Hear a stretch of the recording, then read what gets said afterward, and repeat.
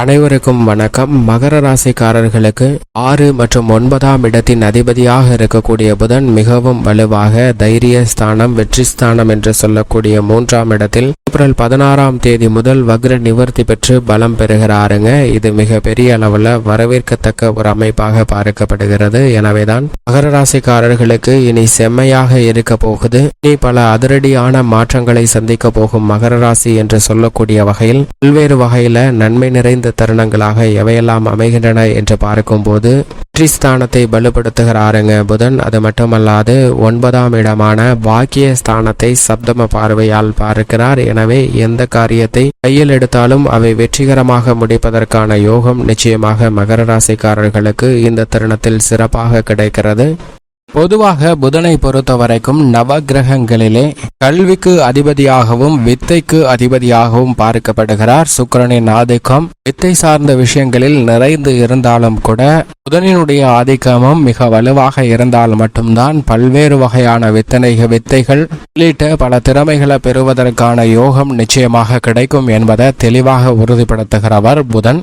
அப்படிப்பட்டவர் சூரியனுக்கு மிக அருகாமையில் இருக்கக்கூடிய கிரகமாகவும் ஒளி பொருந்திய கிரகமாகவும் பார்க்கப்படுகிறார். மனித வாழ்வில் ஏற்படக்கூடிய சிரமங்கள், சிக்கல்கள், தொல்லைகள், தொந்தரவுகள், மிக கடினமான சவால் நிறைந்த காரியங்கள் அனைத்தையும் தான் கொடுக்கக்கூடிய அறிவாற்றலை பயன்படுத்தி அவற்றிலிருந்து வெளிவருவதற்கான நல்ல வாய்ப்பையும் சந்தர்ப்பத்தையும் உருவாக்கி கொடுக்கக்கூடிய சக்தி வாய்ந்தவராக பார்க்கக்கூடியவர் தான் புதன். அப்படிப்பட்டவர் காலச்சக்கரத்தில் நட்பை கொண்டாடக்கூடியவராக பார்க்கப்படுகிறார். ஏனென்றால் புதனின் பார்வையில் பகை கிரகம் என்றால் அது சந்திரன் ஒருவர் மட்டும்தான். ஆனால் சந்திரனின் பார்வையிலும் புதன் சமகிரகமாக இருக்கிறார். எனவேதான் நட்பை கொண்டாடக்கூடிய ஒரு கிரகமாக திகழக்கூடியவராக புதன் பார்க்கப்படுகிறார். ஏனென்றால் நவ கிரகங்களிலே ஒரே ஒரு பகை கிரகம் மட்டும் கொண்டவர் புதன் மட்டும்தான்.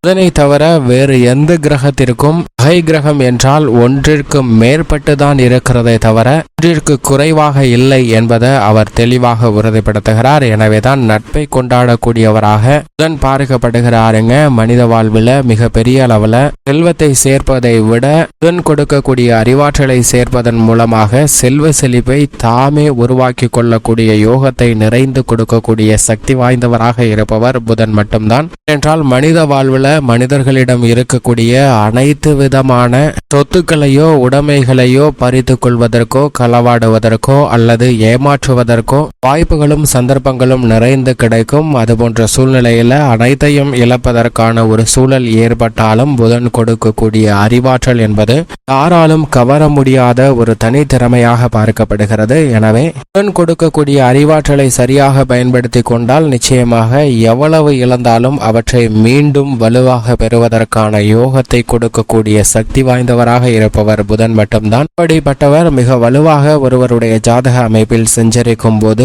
2, 4, 5, 7, 9 மற்றும் 11 ஆகிய இடங்களில் சுபத்துவ பாதையில் அபரிவிதமான வளர்ச்சியும் நன்மையும் மல்லி கொடுக்கக்கூடிய ஒரு அற்புதமான இயற்கை சுபகிரகமாக பார்க்கக்கூடியவர் நிச்சயமாக புதன் மட்டும்தான். அப்படிப்பட்டவர் மிக வலுவாக சஞ்சரித்தால் வாழ்வில் அனைத்து விதமான பிரச்சனைகளையும் சமாளித்து மிக சாதகமான நன்மை நிறைந்தவையாக மாற்றிக்கொள்ளக்கூடிய யோகம் நிறைந்து கிடைக்கும். இதிலும் குறிப்பாக எவ்வளவு பெரிய சவால் நிறைந்த காரியமாக இருந்தாலும் அவற்றை தெளிந்த அறிவாற்றலை பயன்படுத்தி சிறப்பாக செய்வதற்கான யோகம் கிடைக்கும். ஆனால் புதன் கெட்டால் புத்தி கட்டுவிடும் என்பார்கள். புதன் அஷ்டமத்திலோ அல்லது ஜென்மத்திலோ அமரும் போது சில எதிர்பாராத தடைகளை சந்திப்பதற்கான வாய்ப்பு உண்டு. அது மட்டுமல்லாது புதன் கெட்டால் நோய்வாய்ப்படுவதற்கான வாய்ப்பும், மிக எளிதாக முடிக்க வேண்டிய பணிகளை கூட இடியாப்ப சிக்கலை போல் மிகவும் கடினமானதாக காம்ப்ளிகேட்டடாக மாற்றிக்கொள்வதற்கான ஒரு சூழல் உருவாகும் என்பதை தெளிவாக உறுதிப்படுத்துகிறவர் புதன். அப்படிப்பட்ட புதனுடைய பார்வையில் நட்பு கிரகமாக சூரியன் மற்றும் சுக்கிரன் ஆகிய 2 கிரக நிலைகள் இருக்கின்றன. சம கிரகங்களாக சனி, ராகு, கேது, குரு, செவ்வாய் ஆகிய கிரக நிலைகளை சமகிரகமாக பார்க்கிறாருங்க புதன். இதில் சனியை சமகிரகமாக புதன் பார்த்தாலும் சனி புதனை நட்பு கிரகமாக பார்க்கிறார். குரு, செவ்வாய் ஆகிய 2 கிரக நிலைகளும் புதனை பகை கிரகமாக பார்க்கின்றன. இருப்பினும் காலச்சக்கரத்தில் நட்பை கொண்டாடக்கூடிய ஒரு சிறந்த கிரகமாக இருப்பவர் நிச்சயமாக புதன் மட்டும்தான். வாஸ்து சாஸ்திரங்களிலே அடிப்படையாக வீட்டின் நுழைவாயிலை புதன் பிரவேசிக்கக்கூடிய இடத்தில் வைத்தால் மட்டும்தான் செல்வ செழிப்பு நிறைந்து கிடைக்கும் என்பது உட்பட வாழ்வில் அனைத்து விதமான விஷயங்களிலும் புதனின் அமைப்பை மிக உன்னிப்பாகவும் கவனமாகவும் பார்க்க வேண்டிய ஒன்றாக உள்ளது என்பதை தெளிவாக உறுதிப்படுத்துகிறாருங்க. அப்படி சரியான முறையில் கையாளும் போது மிக பெரிய அளவில் நன்மையும் அதிர்ஷ்டமும் யோகமும் நிறைந்து கிடைக்கும். மட்டுமல்லாது புதன் மிக வலுவாக சஞ்சரித்தார் என்றால் நிச்சயமாக அவர்கள் தங்களுடைய வாழ்வில் மிக பெரிய அளவில் செல்வ செழிப்பையும் முன்னேற்றத்தையும் அறிவாற்றலை பயன்படுத்தி பெறுவதற்கான யோகம் உண்டு. புதன் கொடுக்கக்கூடிய அறிவாற்றல் என்பது கல்வியில் மிக சிறந்த ஞானத்தை கொடுக்கிறார். அறிவு, வித்தை, கணிதம், எண், ஜோதிடம், கம்ப்யூட்டர், மீடியா, செய்தித்தாள், பேச்சுத்திறன், பயந்த சுபாவம், நகைச்சுவை உணர்வு, மற்றவர்களுக்கு போதிக்கும் ஆற்றல் என அனைத்தையும் மிக வலுவாக கொடுப்பவர் நிச்சயமாக புதன் மட்டும்தான். அப்படிப்பட்டவர் இந்த தருணத்தில் மீன ராசியில் வக்ரகதியில் சஞ்சரித்த நிலையிலிருந்து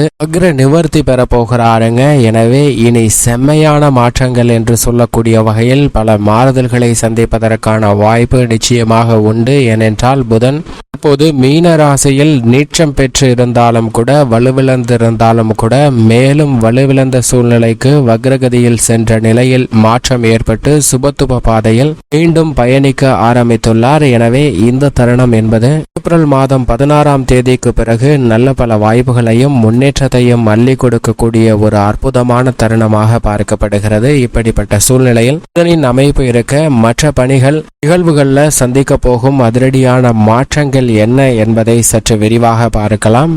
மகர ராசிக்காரர்களை பொறுத்தவரைக்கும் ராசியின் அதிபதியான சனிக்கு நட்பு கிரகமாக பார்க்கப்படுகிறார் புதன். புதனின் பார்வையில் ராசியின் அதிபதியான சனி சமகிரகமாக இருந்தாலும் கூட புதன் வக்ர நிவர்த்தி பெறுவது நிச்சயமாக மகர ராசிக்காரர்களுக்கு மகத்தான முன்னேற்ற வாய்ப்புகளை ஏற்படுத்தி கொடுக்க போகிறது. ஏனென்றால் ராசியின் ராஜயோகாதிபதியாக இருக்கக்கூடிய செவ்வாய் 22ஆம் தேதி முதல் புதனுடன் இணைந்து சஞ்சரிக்க போகிறாருங்க. புத சுக்கிர யோகமும் சுக்கிர மங்கள யோகமும் நிறைந்து கிடைக்க போகிறது. எனவே மகர ராசிக்காரர்களுக்கு ஏற்பட்ட பல சிரமங்கள் தடைகள் விலகுவதற்கான நல்ல பல வாய்ப்பும் சந்தர்ப்பங்களும் உருவாகி உள்ளது என்பதை தெளிவாகவும் துல்லியமாகவும் உறுதிப்படுத்துகிறார் புதன். ஏனென்றால் சுக்கிரன் 3ஆம் இடத்தில் உச்சம் பெற்றும் ராகு 3ஆம் இடத்தில் வலுவாகவும் சஞ்சரிக்கிறார். எனவே பல அதிரடியான நன்மைகளை இந்த தருணத்தில் ஏதோ ஒரு வகையில் பெறுவதற்கான யோகம் உண்டு. பொருளாதார ரீதியான சிக்கல்கள் தடைகள் விலகி நல்ல முன்னேற்றமும் வெற்றி வாய்ப்பும் மிகவும் சிறப்பாகவும் அற்புதமாகவும் கிடைக்கக்கூடிய ஒரு தருணமாக பார்க்கப்படுகிறது. அது மட்டுமல்லாது பாக்கியஸ்தானமாகிய 9ஆம் இடம் வலுப்பெறக்கூடிய இந்த வேளையில் பல்வேறு வகையான சுப நிகழ்வுகளில் ஏற்பட்ட தடைகள் அனைத்தும் மகர ராசிக்காரர்களுக்கு தகர்த்தெறியப்படுகிறது. தொழில்துறை, வியாபாரத்துறை, உத்தியோகம் சார்ந்த பணிகளில் நினைத்த காரியங்களை நினைத்தபடியே சரியான முறையில் செய்து முடிப்பதற்கான யோகம் இந்த தருணத்தில் வலுவாக கிடைக்கிறது. திட்டமிட்டதை விட மிக சிறப்பான மாற்றமும் முன்னேற்றமும் இந்த தருணத்தில் நிறைந்து பெறுவதற்கான யோகத்தை உருவாக்கி கொடுக்கிறாருங்க புதன். அது மட்டுமல்லாது பல்வேறு வகையில ஏற்படக்கூடிய காரிய தடைகள் விலகுவதோடு மட்டுமல்லாது கலைத்துறை மற்றும் அரசியல் துறை சார்ந்த பணிகளில் உச்சபட்ச வளர்ச்சியை ஏற்படுத்தி கொடுக்க போகிறார். உச்சம் பெற்ற சுக்கிரனுடன் இணைந்து சஞ்சரிப்பதால் நீங்கள் நினைக்க முடியாத அளவிற்கு வளர்ச்சியும் மக்கள் மத்தியில் செல்வாக்கும் நிரம்பி கிடைக்கக்கூடிய யோகமும் அதிர்ஷ்டமும் இந்த தருணத்தில் மகர ராசிக்காரர்களுக்கு உண்டு. விவசாயம் சார்ந்த பணிகளில் விளைச்சலும் வருமானமும் அமோகமாக இருக்கக்கூடிய யோகம் கிடைக்கிறது. மாணவர்களின் கல்வியில் சிறப்பான முன்னேற்றமும் எதிர்காலத்தை பற்றிய அச்சம் நீங்கக்கூடிய வகையில் கல்வி சார்ந்த பணிகள் மிக சிறப்பாக அமைவதற்கான யோகமும் உண்டு என்பதை புதன் உறுதிப்படுத்துகிறார். பெண்மணிகளை பொறுத்தவரைக்கும் பெண்மணிகள் கையில் எடுக்கக்கூடிய எந்த காரியமாக இருந்தாலும் அவற்றை கனகச்சிதமாகவும் வெற்றிகரமாகவும் செய்து முடிக்கக்கூடிய யோகம் உண்டு. மேலும் இந்த தருணத்தை மகர ராசிக்காரர்கள் மிக சிறப்பான மகிழ்ச்சிகரமான தருணமாக மாற்றிக்கொள்ள வேண்டும் என்றால் நிச்சயமாக மகர ராசிக்காரர்கள் வாரத்தில் புதன்கிழமை விரதமிருந்து அருகாமையில் உள்ள லட்சுமி நரசிம்மர் ஆலயம் சென்று தீபமேற்றி வழிபாடு செய்யுங்கள். தங்களுடைய வாழ்வில் ஏற்படக்கூடிய சிரமங்கள் தடைகள் விலகி நல்ல முன்னேற்றமும் வெற்றி வாய்ப்பும் நிறைந்து கிடைப்பதற்கான யோகம் கிட்டும்.